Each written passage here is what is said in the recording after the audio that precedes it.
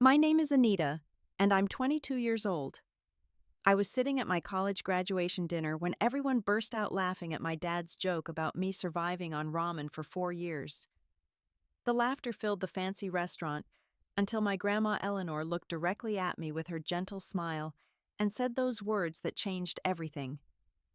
"I'm glad the $1,500 I send you each month is helping, sweetheart." I froze my fork halfway to my mouth and said, "What money, Grandma?" I never got any money. The laughter died instantly.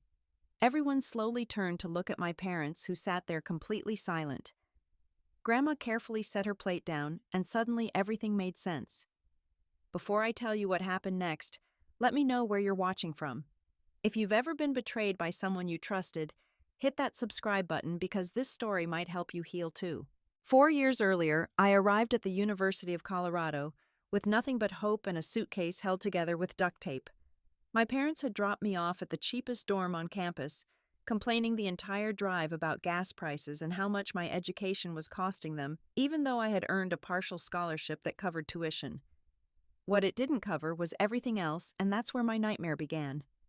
Within the first week, I realized I needed to work if I wanted to eat.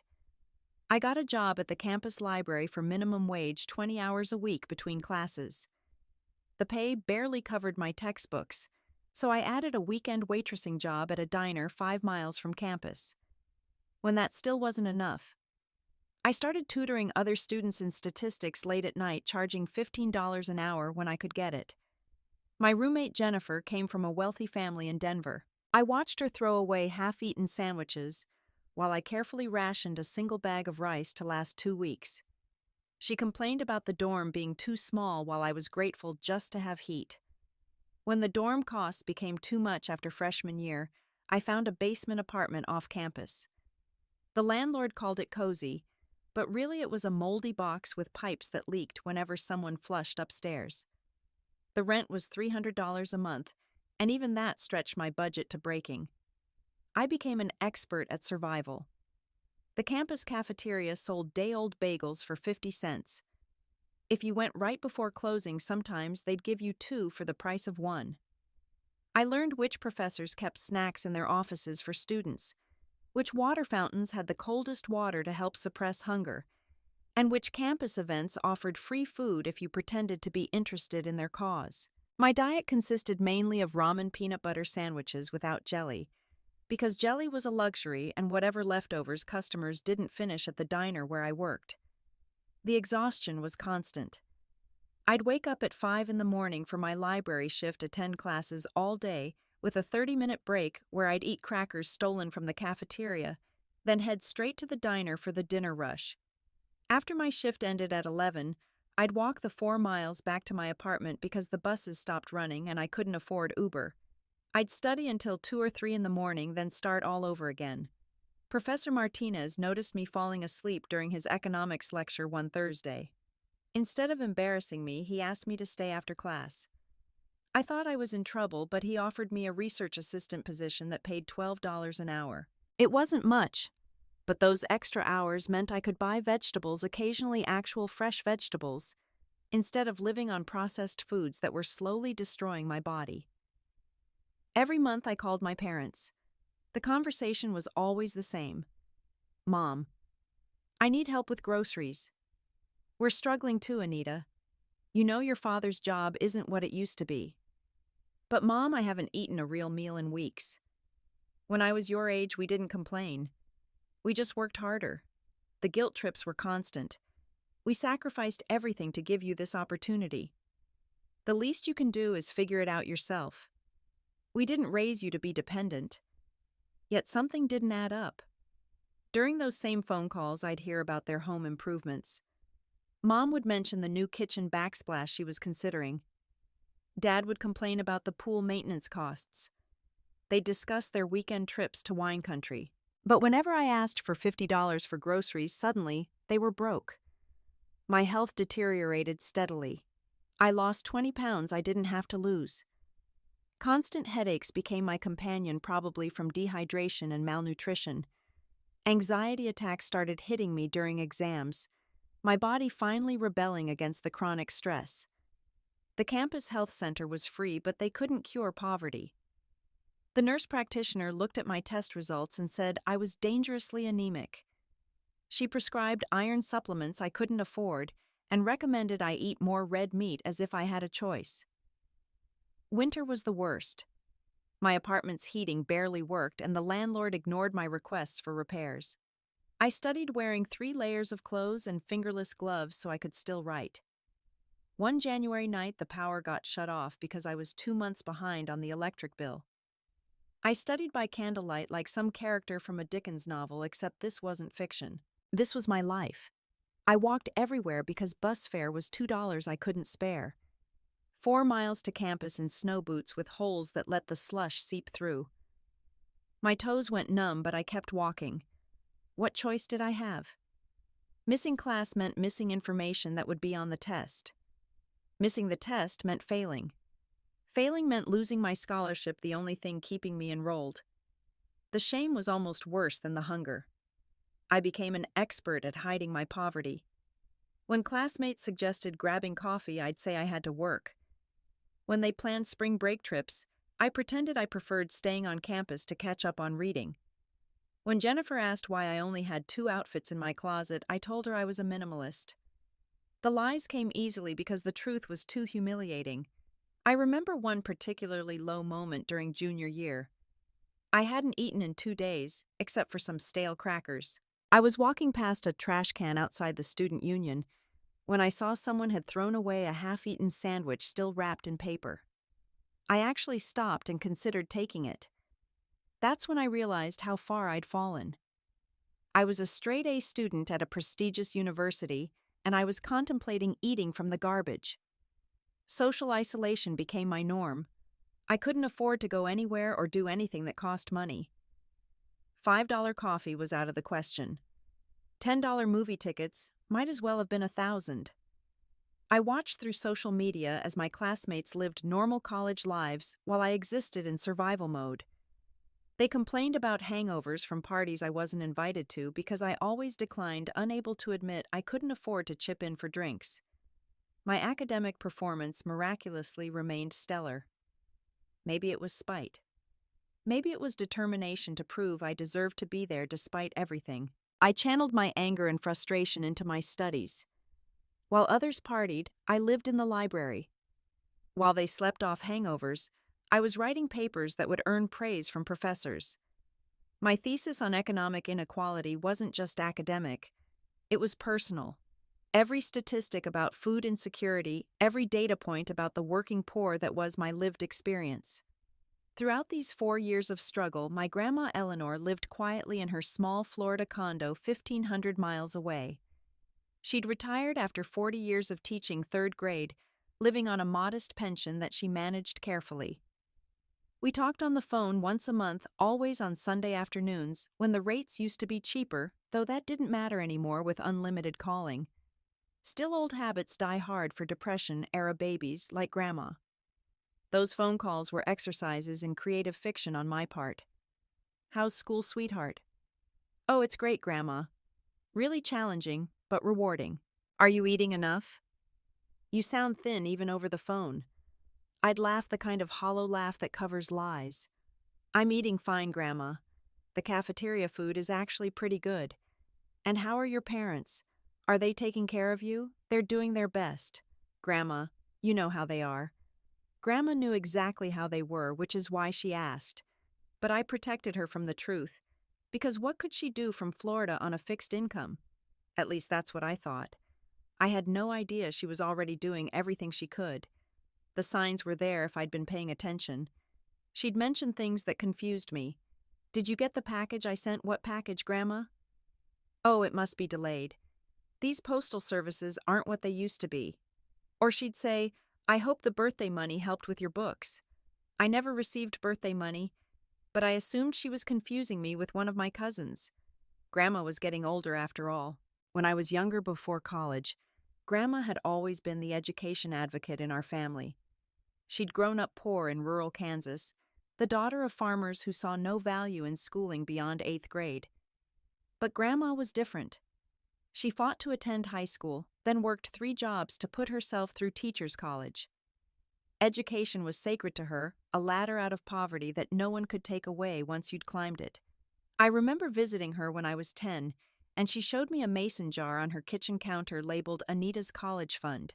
She'd drop coins in it whenever she had spare change. By the time you're 18, she'd said, "This will be enough for your books first semester." That jar disappeared when my parents helped her move to Florida. They said it must have gotten lost in the move, and Grandma, trusting her own son, believed them. There were other things too. Christmas cards that arrived empty when Grandma insisted she'd included something special. Birthday gifts that never materialized despite her detailed descriptions of what she'd sent. My parents always had explanations. The mail wasn't safe. People stole gift cards from envelopes. Grandma shouldn't send money through the mail. We'll handle it if she wants to give you something. One time during sophomore year, Grandma asked about the laptop. "What laptop, Grandma?" "The one I sent for your studies." "A good one. The man at the store said it would last through college." I told her I hadn't received any laptop, and she got quiet. "Then my father must have forgotten to give it to you. I'll speak with him." But she never mentioned it again, and neither did my parents. The relationship between Grandma and my parents had always been complicated. My dad, her only son, had been spoiled as a child, given everything while Grandma worked herself to exhaustion. She'd created a monster, someone who believed he deserved everything without earning it. My mother enabled him, drawn to his confidence that masked deep inadequacy. Together they were parasites, though I wouldn't understand that until much later. When I secretly sent Grandma my graduation invitation, I didn't expect her to come. The flight from Florida was expensive, and she lived carefully on her pension. But she called me immediately, her voice bright with pride. "Wild horses couldn't keep me away, sweetheart. My granddaughter, the college graduate. Do you know, I'm the only one in my family who finished college until you. We're breaking chains, you and I." She arrived 2 days before graduation, insisting on staying at a budget motel, despite my parents' offer of their guest room. I see now, she didn't trust them even then. I borrowed Jennifer's clothes to look presentable when I picked her up from the airport. "Nice dress, sweetheart," she said, then looked at me more closely. "But you've gotten so thin. Are you sure you're eating enough?" I maintained the lie, even as she studied my hollow cheeks and the way the borrowed dress hung on my skeletal frame. I wanted her to be proud, not worried. I wanted her to see success, not struggle. But Grandma saw everything. She always had. She just didn't know the full extent of what had been happening behind her back. The day before graduation, she took me to lunch at a small cafe near campus. She ordered too much food, insisting I help her finish it, because her eyes were bigger than her stomach. I ate ravenously while trying to appear casual, but she watched every bite with satisfaction. Then she said something that should have clicked but didn't. "I'm so glad I could help you through these 4 years. Even if I couldn't be here in person at least, I could make sure you didn't go hungry." I assumed she meant emotional support phone calls and love from a distance. My brain couldn't conceive of what she actually meant because I'd been programmed to believe my parents' version of reality. They were broke. They were struggling. They couldn't help. That was the truth I'd lived with for 4 years. That night in my apartment, as I prepared my graduation speech, a salutatorian Grandma sat on my broken futon and looked around the sparse room. One chair, a card table as a desk, milk crates for book storage, no decorations, no posters, nothing that required money to obtain. She didn't say anything, but I saw her jaw tighten the way it did when she was holding back words. "You know I love you, Anita," she said suddenly. "And I'm proud of you, not just for graduating, but for surviving." I didn't understand what she meant by surviving. I thought she meant academic pressure. I had no idea she was piecing together a puzzle I didn't even know existed. The next morning, graduation morning, she insisted on taking me to breakfast. She ordered me a feast of pancakes, eggs, bacon, and fresh fruit, watching me eat with that same satisfied expression. Then she handed me an envelope. "This is separate from everything else," she said. "This is just between you and me." Inside was $500 in cash. "For after graduation," she said. "To help you get started," I cried. It was more money than I'd had at one time in 4 years. She held me while I sobbed, probably thinking I was emotional about graduating. Really, I was crying because someone had finally helped me without making me feel worthless for needing it. Graduation day dawned bright and unseasonably warm for May in Colorado. I stood in my borrowed dress and shoes that Jennifer had lent me, looking at myself in the cracked mirror of my apartment. My cap and gown rented at a discount because of a small tear in the sleeve hung on the back of my door. 4 years of struggle had led to this moment, and I should have felt triumphant. Instead, I felt hollow, like I'd survived a war that no one else could see.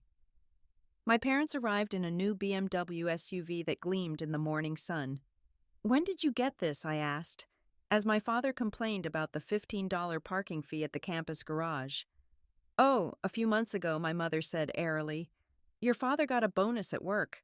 We decided to treat ourselves for once." For once, they'd been treating themselves my entire college career while I'd been eating ramen seasoned with stolen salt packets. As we walked through campus, my mother couldn't stop talking about their recent home renovations. "You should see the kitchen now, Anita. Marble countertops, stainless steel appliances, and a wine fridge." A wine fridge. While I'd been studying by candlelight because my power was shut off, they'd been installing a wine fridge. The cognitive dissonance was staggering, but I pushed it down. This was my graduation day. I wouldn't let their oblivious cruelty ruin it. The ceremony itself was a blur. I sat with my fellow honor students listening to speeches about bright futures and unlimited potential.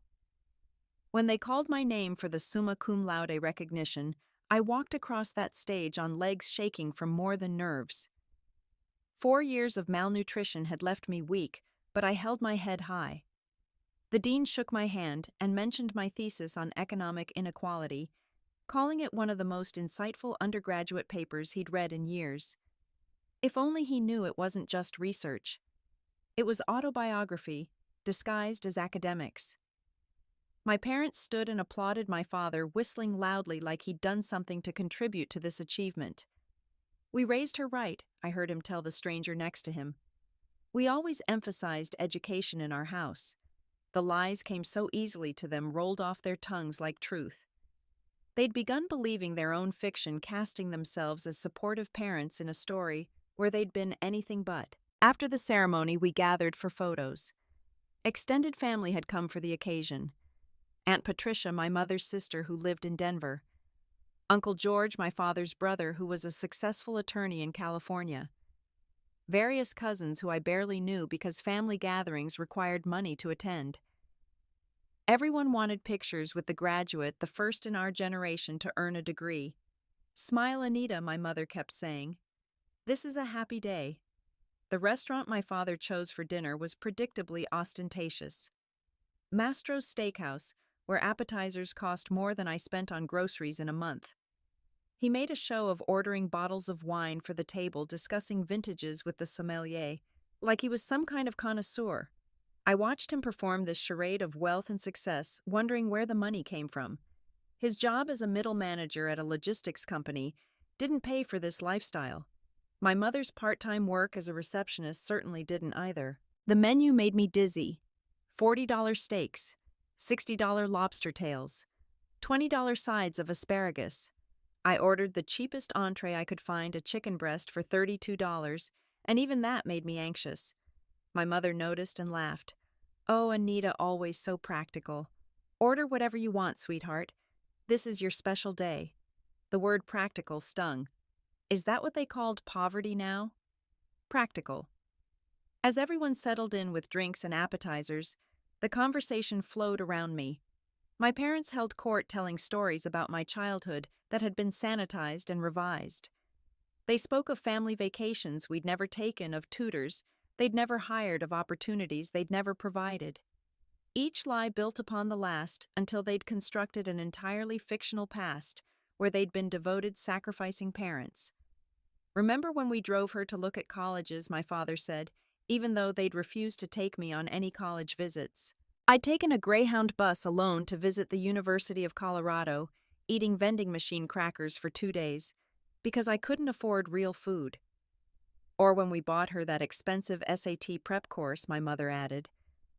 I'd borrowed SAT books from the public library and studied alone in my room. Aunt Patricia, who had always been sharp, seemed to sense something was off. "But you were just telling me last year about your financial troubles," she said to my mother. "How did you afford all that?" My mother's smile tightened. "Oh, we managed. Parents always find a way for their children." Uncle George the lawyer was also watching my parents with curiosity, his analytical mind probably cataloging the inconsistencies. The appetizers arrived, and I ate slowly, savoring food I'd never tasted before. Oysters, shrimp cocktail, beef carpaccio. Each bite was a revelation after 4 years of ramen and peanut butter. My grandmother watched me eat with that same satisfied expression from breakfast. But now I noticed something else in her eyes. Suspicion. She was watching my parents too, observing their performance with growing skepticism. My father launched into the story that would change everything. "You know the funny thing about college," he said already, 3 glasses of wine in. "We always joke that Anita lived on ramen for 4 years. Even with all our help, she still chose to eat like a broke college student. Character building, I guess." The table laughed. My cousins chuckled about their own college diets. My aunt and uncle smiled indulgently. Everyone found it hilarious. Everyone except Grandma. She set down her water glass with deliberate precision, the small clink against the table somehow commanding attention despite the restaurant's noise. Her eyes the same green as mine, but weathered by 78 years of life fixed on me with laser focus. Then she smiled that gentle smile that had comforted me through childhood's scraped knees and teenage heartbreaks and spoke the words that shattered everything. "I'm so glad the $1,500 I send you each month has been helping, sweetheart. You look thin, but at least you graduated. That money was specifically for food and rent, so you wouldn't struggle." The words hung in the air like a grenade with the pin pulled. I felt my fork slip from suddenly numb fingers clattering against my plate. "What money, Grandma?" My voice sounded strange, distant, like it was coming from someone else. "I never got any money from you. Not once in 4 years." The table went silent. Not the natural pause in conversation silent, but the oppressive silence that comes before a storm. I watched the color drain from my mother's face like someone had pulled a plug. My father's jaw clenched so tight I could hear his teeth grinding. Around the table, confusion rippled across faces as everyone processed what had just been said. Grandma's expression shifted from confusion to something harder. "What do you mean, you never got it?" "I've sent $1,500 every single month for 48 months. She pulled out her phone with surprising dexterity for someone her age scrolling through something. "Right here. Every transaction. $1,500 on the first of every month to the account your parents set up for you."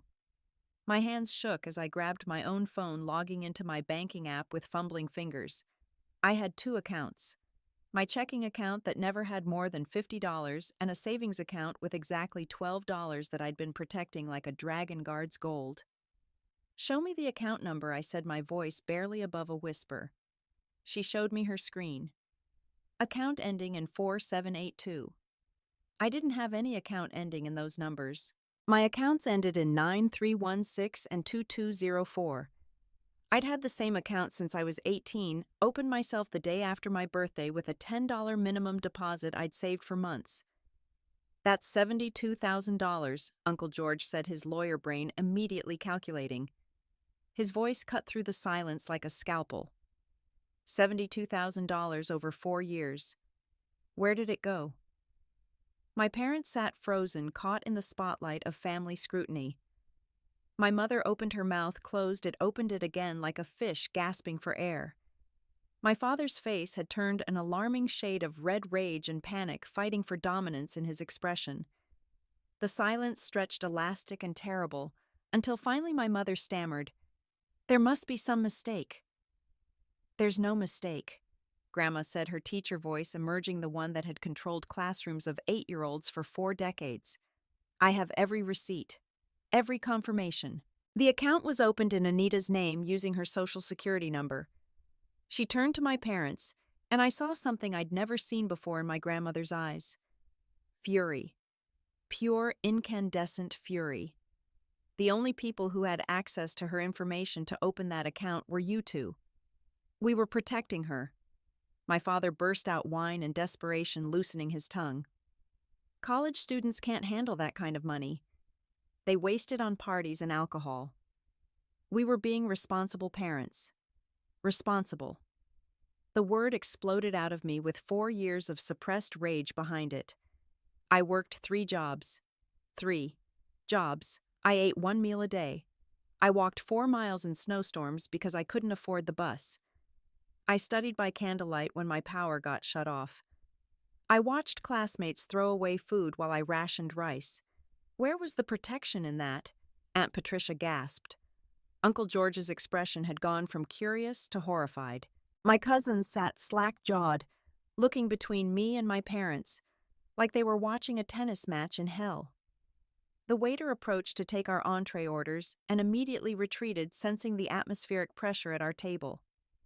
You don't understand, my mother said, tears starting to flow. Black mascara tracked down her cheeks, but they were crocodile tears performed grief. We had debts. Your father's job isn't as secure as it seems. We needed that money to keep the house to maintain stability for the family. Stability. I stood up my chair, scraping against the floor. Several nearby tables turned to look. You installed a pool. You bought a BMW. You renovated your entire kitchen with marble countertops. You went on wine tasting weekends while I was fainting in class from hunger. Don't you dare talk to me about stability. The dam burst then. 4 years of suppressed trauma poured out in a flood. I told them about the emergency room visit sophomore year when I collapsed from anemia. How I'd walked out against medical advice because I couldn't afford treatment. The professor who'd quietly left granola bars on my desk because he could see I was starving. The time I'd been so desperate, I'd searched couch cushions in the student lounge for quarters to buy ramen. With each revelation, the family's horror grew. Grandma's face had gone pale, her hands gripping the table edge. You told me she was fine, she said to my parents, her voice shaking. Every month when I called you said she was thriving. You sent me pictures of her smiling. I thought my money was helping. Your money was helping, Dad snarled, dropping all pretense. It was helping us. We're her parents. We gave her life. We raised her. That money was compensation for 18 years of sacrifice. We deserved it more than she did. The entire restaurant section had gone quiet now, nearby diners openly staring at the drama unfolding at our table. A manager hovered nervously in the periphery, clearly debating whether to intervene. Uncle George had pulled out his phone and I could see him typing rapidly, probably researching something legal. This is fraud, Uncle George announced, his courtroom voice carrying clearly. Identity theft, wire fraud, elder financial abuse. We're talking about federal charges here. Felonies. You could go to prison for this. My mother let out a wail that turned every head in the restaurant. You can't be serious, George. We're family. Family doesn't do this to each other. The irony of her statement hung in the air like a neon sign. Family doesn't do this to each other, but they'd stolen $72,000 from their own daughter.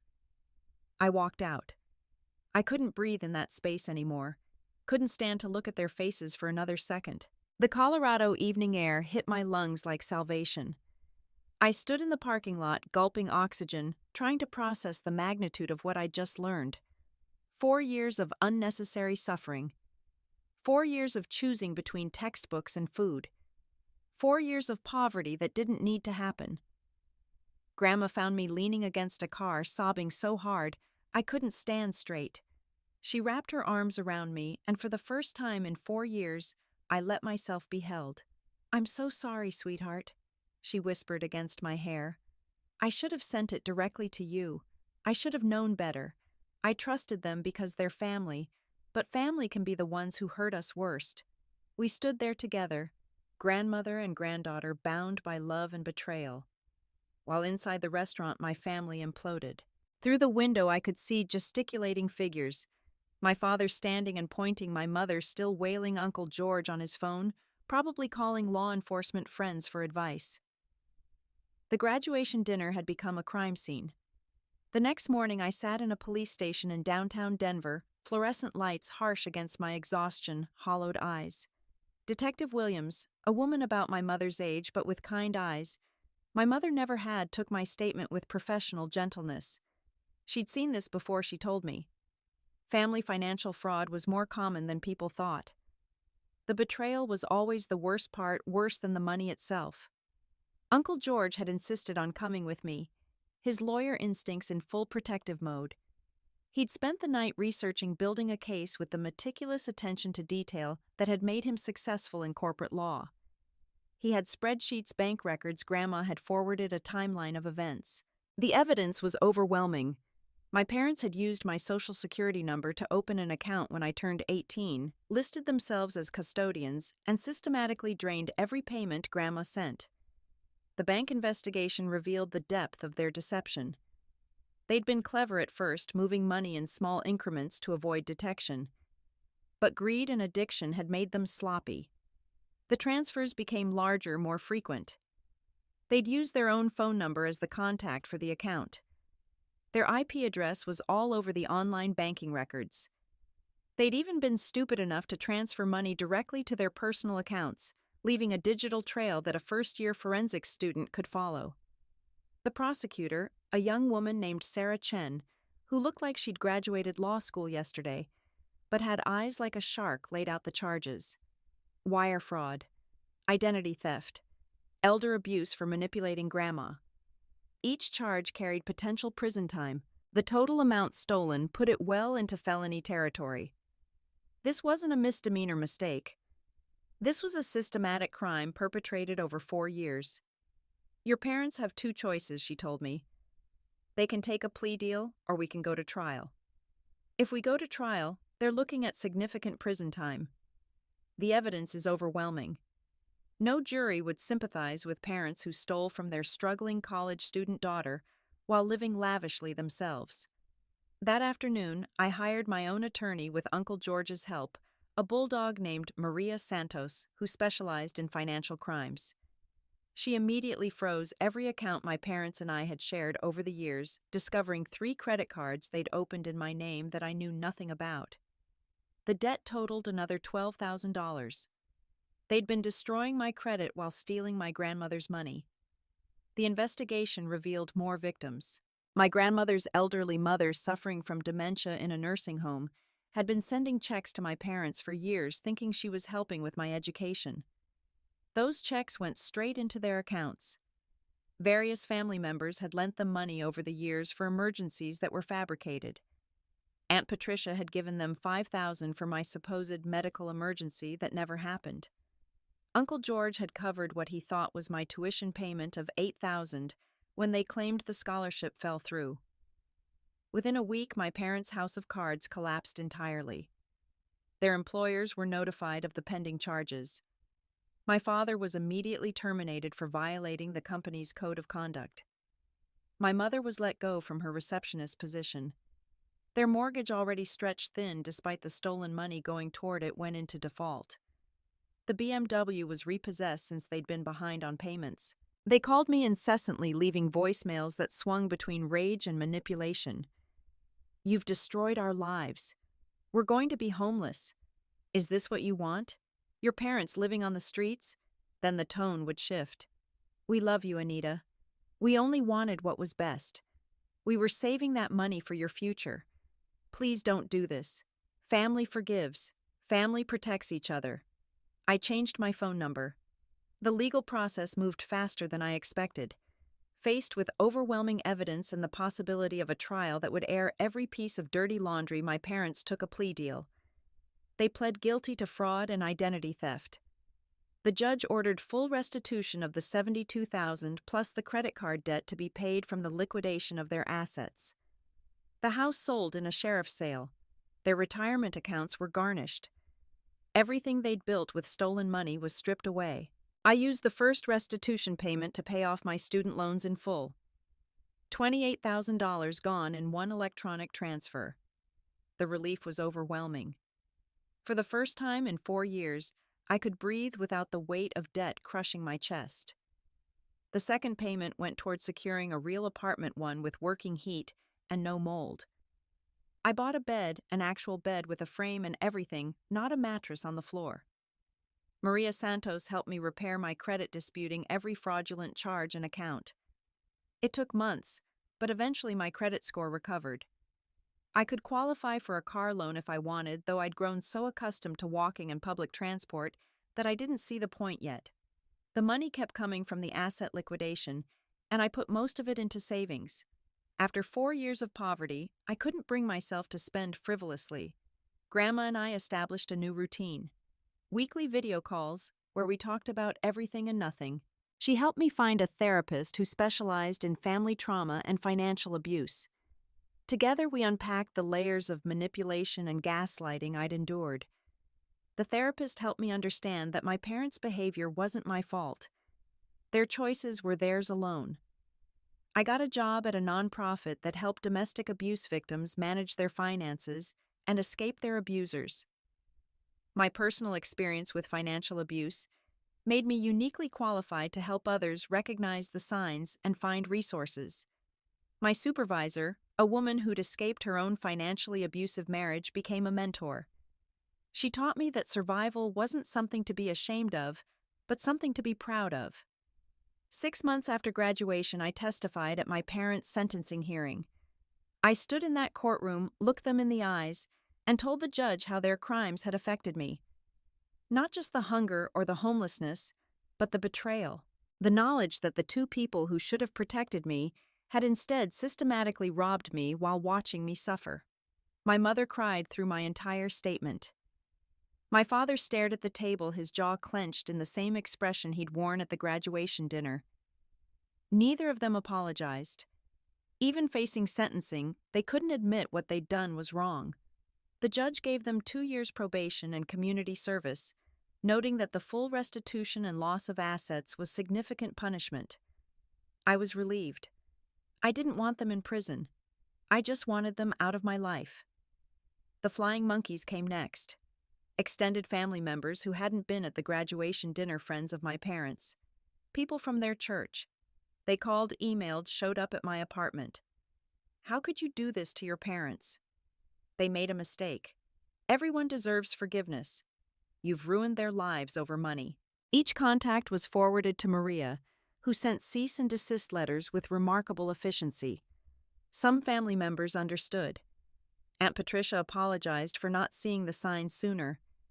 She'd suspected something was wrong but hadn't wanted to interfere. Uncle George checked in regularly, offering legal advice and emotional support. Several cousins reached out with their own stories of my parents borrowing money that was never repaid. The family fracture was complete, but from the broken pieces I built stronger relationships with those who stood by me. A year after graduation, I sat in my living room, a room with furniture I'd purchased myself, eating a meal I'd cooked in my kitchen with groceries I'd bought without checking my bank balance first. The apartment wasn't fancy, but it was mine. The heat worked. The refrigerator was full. My closet had more than 2 outfits. These simple things still felt like miracles. Grandma was visiting for my birthday. My 23rd birthday, the first one I'd celebrated in 5 years. We cooked together in my small kitchen, making her famous pot roast recipe that she'd learned from her own grandmother. As we chopped vegetables and seasoned the meat, she told me stories about her childhood poverty, about going to bed hungry, about wearing shoes held together with tape. We were more alike than I'd ever realized. That night over dinner, just the two of us, she asked if I'd heard from my parents. I hadn't. They'd disappeared after the legal proceedings, supposedly moving to Nevada, where my father had a cousin who might give him work. Their social media accounts were deleted. Mutual acquaintances said they'd aged a decade in a year. I felt nothing when I heard this. Not satisfaction, not sorrow, just nothing. They'd become strangers who happened to share my DNA. The trauma didn't disappear overnight. I still hoarded food, keeping my pantry stocked like I was preparing for an apocalypse. I still checked my bank balance obsessively, even though there was money there now. I still walked places I could afford to drive, partly from habit, and partly because those walks had become my meditation time. The hypervigilance around money might never fully fade, my therapist said. It was a scar from a wound that had cut to the bone. But I was healing. Slowly, carefully, with setbacks and breakthroughs, I was rebuilding myself. The girl who'd considered eating from garbage cans was gone. In her place stood a woman who'd survived something that should have broken her. I'd graduated summa cum laude, not because of my parents' support, but in spite of their sabotage. That accomplishment was mine alone. My work at the nonprofit became my purpose. Every day, I helped people escape financial abuse, recognize the signs, protect themselves. I shared my story when appropriate, showing them that survival was possible, that you could rebuild after someone had systematically destroyed your foundation. That family bonds didn't obligate you to accept abuse. I started a blog about financial abuse awareness that gained traction. Universities invited me to speak about protecting yourself from identity theft, especially from family members. I stood in front of auditoriums full of fresh-faced students and told them the truth no one had told me. That the people most likely to steal your identity aren't strangers on the internet, but people who have access to your personal information. That financial abuse is real abuse. That poverty in college isn't always a rite of passage. Sometimes it's a crime. The speaking engagements led to consulting work helping universities develop better support systems for students experiencing financial hardship. I pushed for emergency funds, food pantries that didn't require proof of need, and financial literacy programs that included sections on family financial abuse. Each small victory felt like retroactive justice for the girl I'd been. Professor Martinez reached out after seeing an article about my work. He remembered the exhausted girl falling asleep in his economics class. He'd suspected something was wrong but hadn't known how to help beyond offering research work. We had coffee, and he became another unexpected mentor, introducing me to his network of economic justice advocates. My poverty had given me expertise that no amount of academic study could replicate. Jennifer, my wealthy former roommate, found me through social media. She apologized for not seeing my struggle for complaining about trivial problems while I was literally starving. She'd started a scholarship fund for first-generation college students after learning about what I'd endured. We weren't friends exactly, the gap in our experiences was too vast, but we found a kind of understanding. She used her privilege to help others, and I respected that. Dating was complicated. How do you explain to someone that your parents stole $72,000 from you, that they watched you starve while they renovated their kitchen? I was cautious, slow to trust, quick to see red flags that might not exist. My therapist worked with me on distinguishing between reasonable caution and paranoia. Not everyone would betray me, she reminded me. My parents were the exception, not the rule. The nightmares came less frequently now. Dreams where I was back in that moldy apartment, power cut off, stomach cramping from hunger. I'd wake gasping, reaching for the light switch to prove the electricity worked. Those nights I'd get up and eat something not because I was hungry, but because I could. Because my refrigerator was full. Because I'd survived. 2 years have passed since that graduation dinner when Grandma's words shattered the false reality I'd been living in. I'm 24 now, working as the assistant director of the nonprofit that first hired me. My salary isn't enormous, but it's steady and sufficient. I can pay my bills, save money, and occasionally treat myself to something frivolous without checking my bank balance first. These simple freedoms still feel revolutionary. My parents attempted contact once, a letter forwarded through a relative. It was 10 pages of justification, blame, and demands for forgiveness. They were struggling, they said. Living in a trailer in Nevada, working minimum wage jobs, health failing from stress I'd caused them. They needed their daughter's support emotionally and financially. Family helps family. They wrote, apparently missing the irony entirely. I burned the letter in my kitchen sink, watching their words turn to ash and washing them down the drain. Some bridges aren't meant to be rebuilt. Some people don't deserve forgiveness. Some wounds are too deep to heal with an apology they never even offered. The flames felt like closure, like the final chapter of a book I never wanted to read again. Grandma and I talk every Sunday now, sometimes for hours. She's teaching me to knit over video call, laughing when I drop stitches and create holes where none should be. We're planning a trip together next summer, a cruise to Alaska she's always dreamed of taking. She insists on paying, and I've learned to accept her generosity without shame. Love isn't keeping score, she tells me. Love is giving without expectation of return. The financial restitution is nearly complete. My parents' house sale and retirement liquidation covered most of it. The rest comes in monthly payments that will continue for 3 more years. I put every payment into a fund I've designated for other students experiencing what I went through. It feels like turning poison into medicine, transforming their theft into someone else's salvation. I've started dating someone carefully and slowly.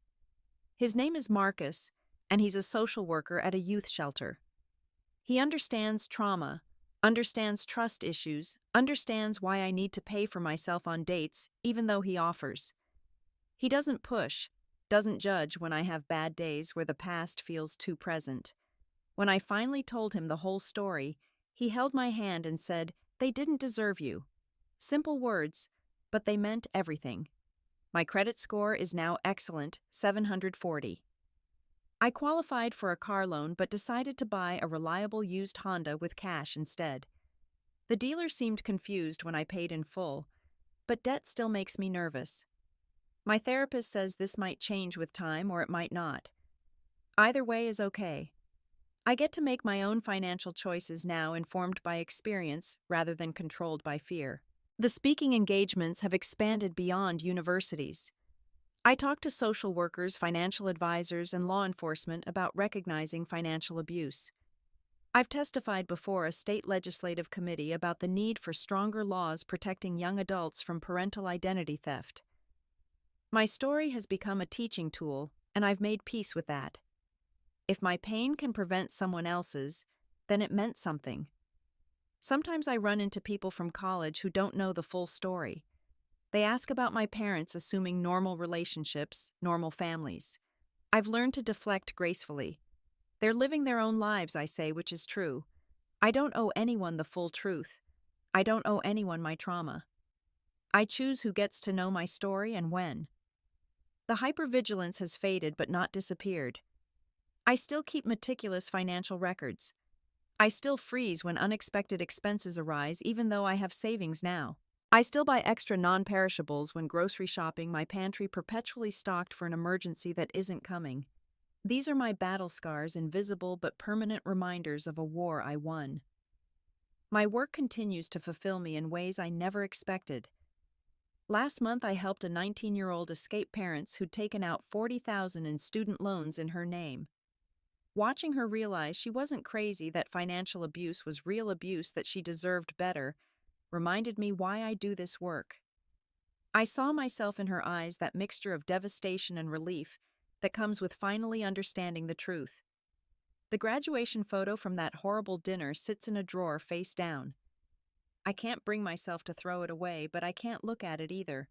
In it, I'm smiling, thin and exhausted, but smiling, flanked by parents who were actively destroying me. The photo is evidence of how well abusers can hide in plain sight, how families can look perfect while being perfectly toxic.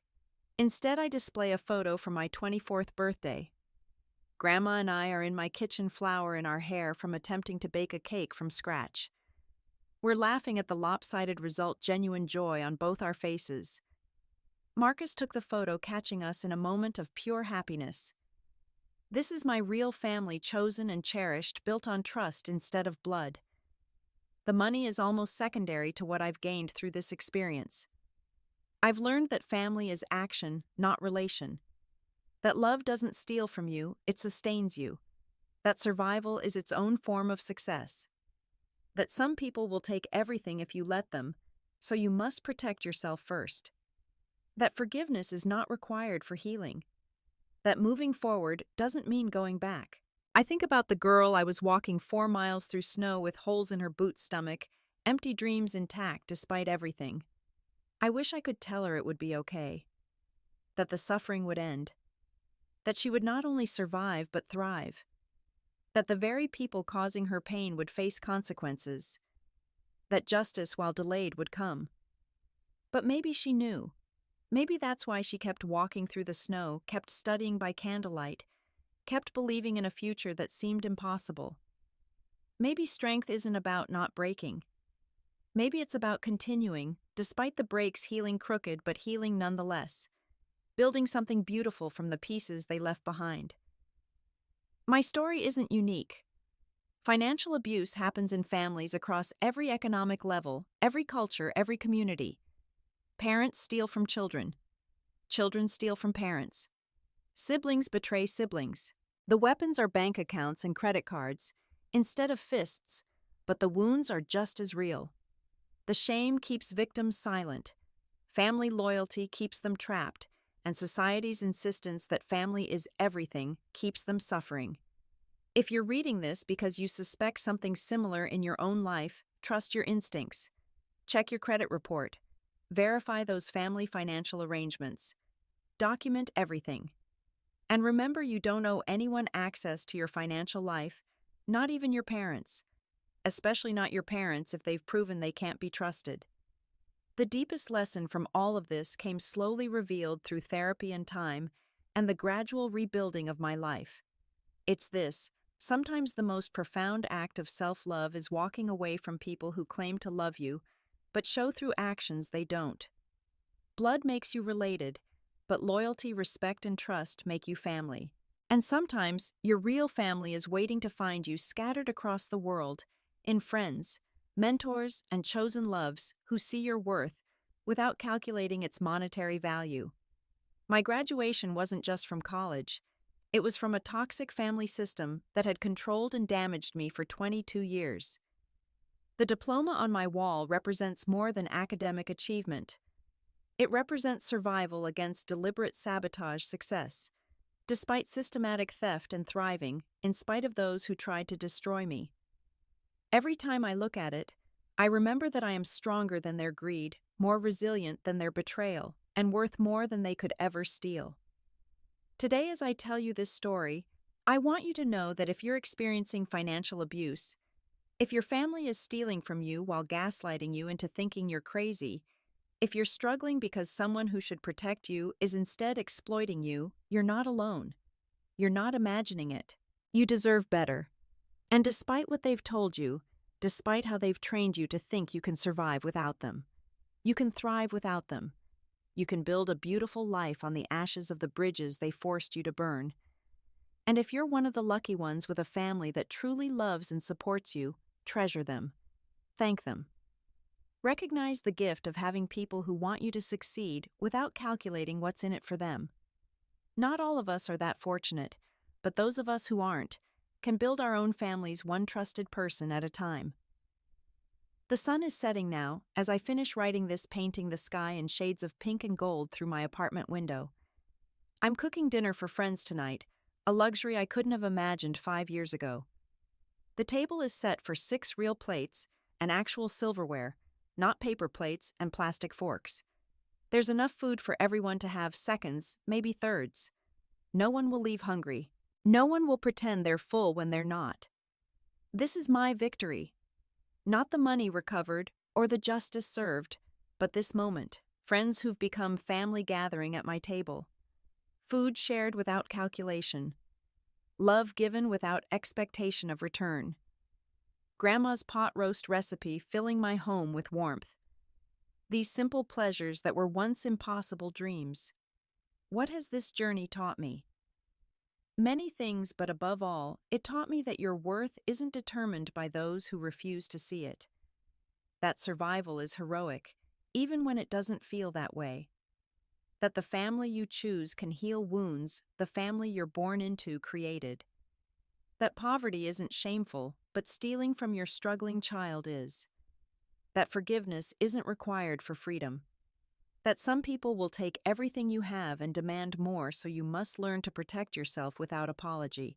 But the most important lesson, the one I carry with me every day, the one that transformed my pain into purpose, is this: when someone shows you through their actions who they really are, believe them the first time. My parents showed me for 4 years that they valued their comfort over my survival. They showed me that their love had a price tag I could never afford. They showed me that blood doesn't guarantee loyalty, that family can be your biggest threat, and that sometimes the only way to save yourself is to let them go. So I did. And in losing them, I found myself.